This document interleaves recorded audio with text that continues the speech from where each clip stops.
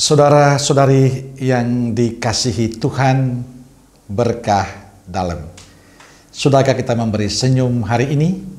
Selasa 8 Agustus 2023. Gereja memperingati Santo Dominikus, pendiri Ordo Pengkhotbah Imam. Kita awali permenungan kita hari ini dengan tanda kemenangan Kristus dalam nama Bapa dan Putra dan Roh Kudus. Amin.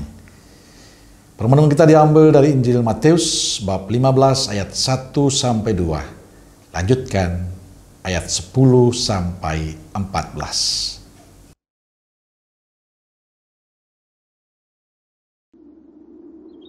Kemudian datanglah beberapa orang Farisi dan ahli Taurat dari Yerusalem kepada Yesus dan berkata, "Mengapa murid-muridmu melanggar adat istiadat nenek moyang kita? Mereka tidak membasuh tangan sebelum makan."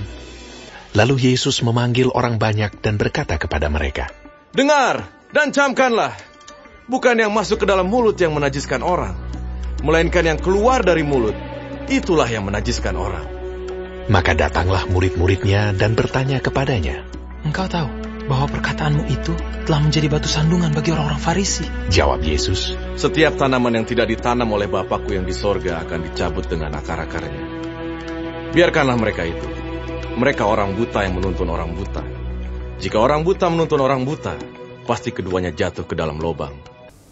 Saudaraku yang dikasihi Tuhan, bacaan Injil hari ini tentang keluhan orang Farisi dan ahli Taurat atas sikap para murid Yesus yang tidak membasuh tangan sebelum makan.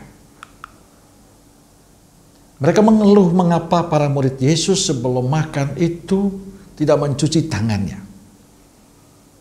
Dan keluhan itu dijawab oleh Yesus dengan, bagi saya sangat menarik.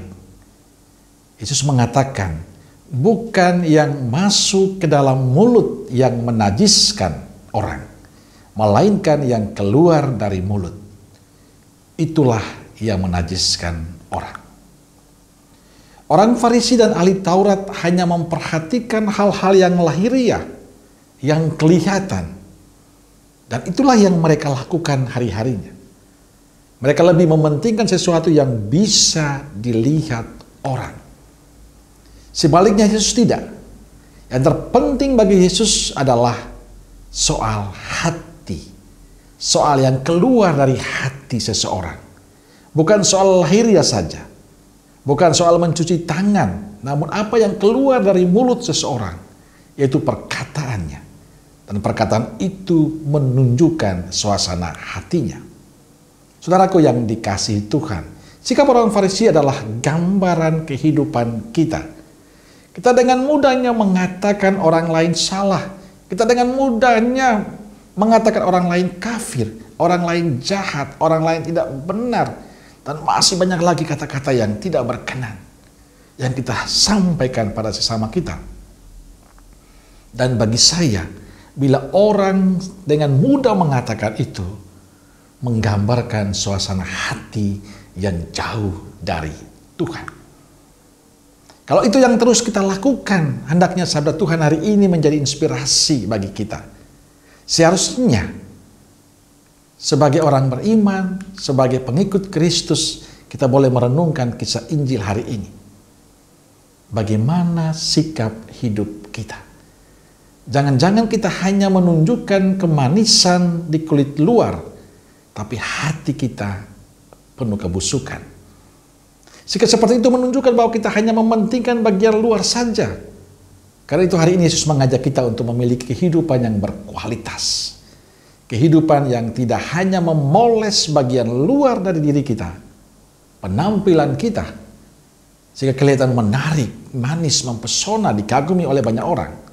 Tapi yang dikehendaki Yesus adalah kita terus-menerus memoles hati kita.